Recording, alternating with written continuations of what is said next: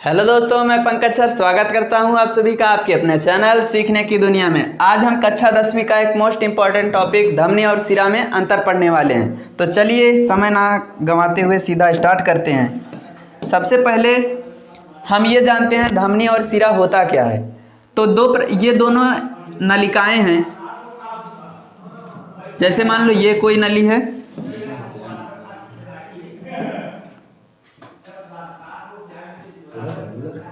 ये कोई नली है और दूसरी ये भी कोई नली है।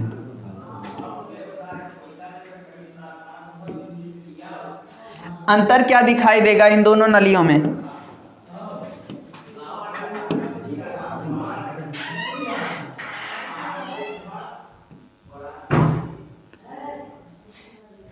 चलो देखो, ये जो पहली नली है धमनी जिसका नाम है, इसकी मोटाई अधिक दिखाई दे रही होगी और इस सिरा की मोटाई कम दिखाई दे रही है। इस नली में यहाँ इसका आवरण देखो, इसकी मोटाई अधिक दिखाई दे रही है, इसकी मोटाई कम।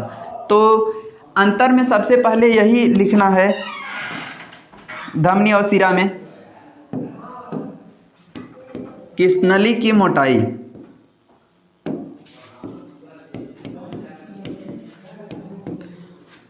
को हम, ये मोटाई इसका आवरण है इसलिए इसे हम भित्ति भी कह सकते हैं।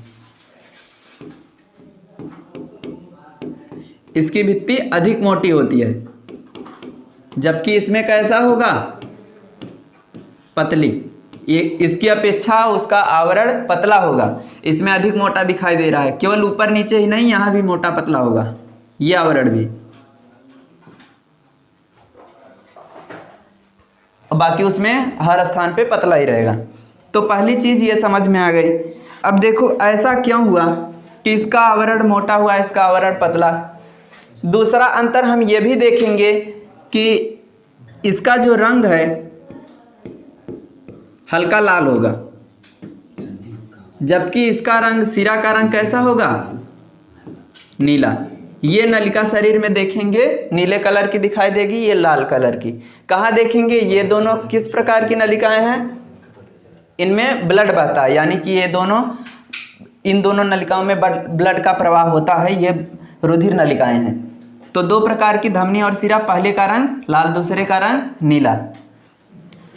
इस वाले की भित्ति मोटी क्यों है? क्योंकि इसे अधिक सुरक्षा की आवश्यकता है, इसलिए इसके बाहर का आवरण मोटा बनाया गया है। इसे कम सुरक्षा की आवश्यकता है, इसलिए इसका आवरण पतला बनाया गया है। अब देखा, इसके आगे हम देखते हैं कि इसमें जो रक्त का दाब होता है वो रक्त दाब कम होता है। किसके अंदर? सिरा के अंदर। जबकि धमनी के अंदर रक्त दाब कैसा होता है?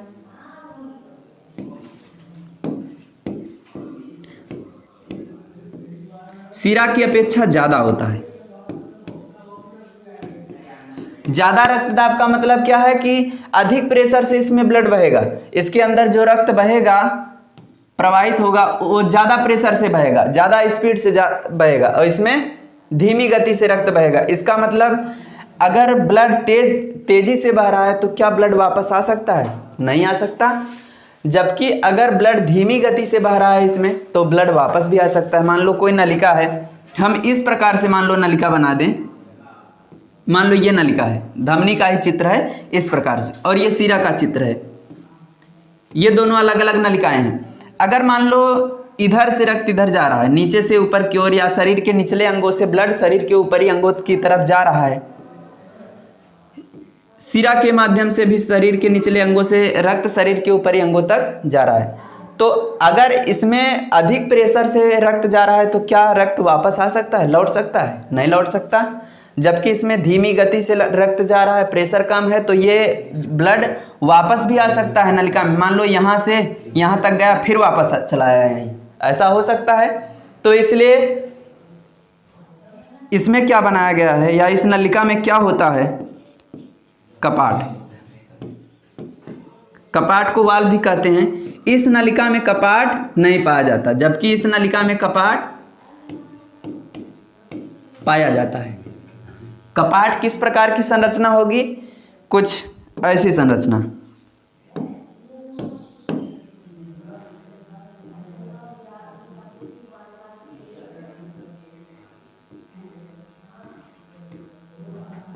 ये है कपाट।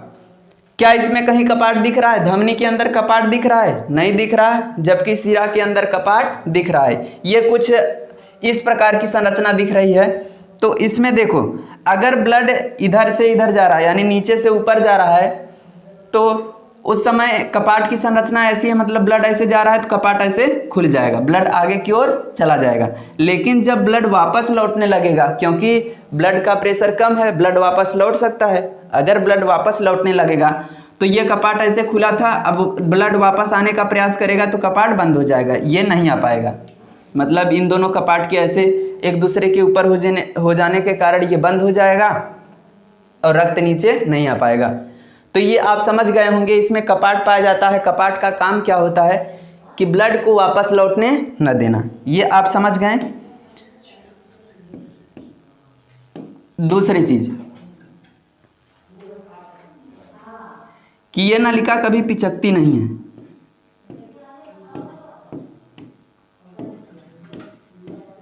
जबकि ये नलिकाएं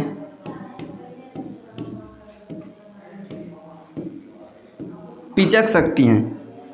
इसे वैसे लिखने की आवश्यकता नहीं है, ये नलिका कभी पिचकती नहीं है। क्यों? क्योंकि रक्त का प्रवाह बहुत तेजी से होता है, इसमें रक्त का प्रवाह कम तेजी से होता है, नलिका पिचक सकती है, इसीलिए इसमें बीच बीच में कपाट पाया गया है ताकि ब्लड वापस न लौटे। तो ये लिखने की आवश्यकता नहीं है, वैसे ये आप समझ गए होंगे वैसे ही। आगे का हम देखते हैं कि एक धमनी और एक सिरा का नाम याद रखना है आपको। पल्मोनरी, पल्मोनरी धमनी, और सिरा का नाम भी क्या है? पल्मोनरी। पल्मोनरी धमनी व पल्मोनरी सिरा, दोनों अलग अलग प्रकार की संरचना है। जितनी भी धमनियां होती हैं उनमें ये दोनों धमनियां अपवाद हैं। पल्मोनरी धमनी को छोड़कर बाकी जितनी भी धमनियां होती हैं सब में कैसा रक्त बहेगा? शुद्ध रक्त।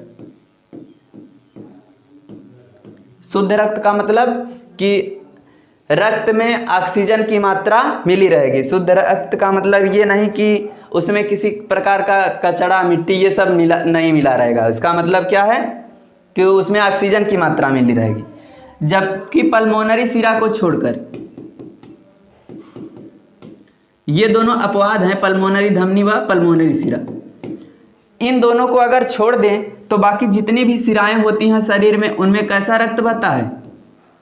अशुद्ध रक्त। तो ये 4-5 अंतर हैं। एक अंतर इसी से और बना सकते हैं कि जैसे पहला अंतर केवल यही लिखेंगे कि लाल रंग का दिखाई देता है, इसमें शुद्ध रक्त बहता है, नीले रंग का दिखाई देता है, अशुद्ध रक्त बहता है। लास्ट में लिखेंगे केवल पल्मोनरी धमनी के अंदर अशुद्ध रक्त बहता है, केवल पल्मोनरी सिरा के अंदर अशुद्ध रक्त बहता है। तो इसी से हम 2 पॉइंट बना सकते हैं।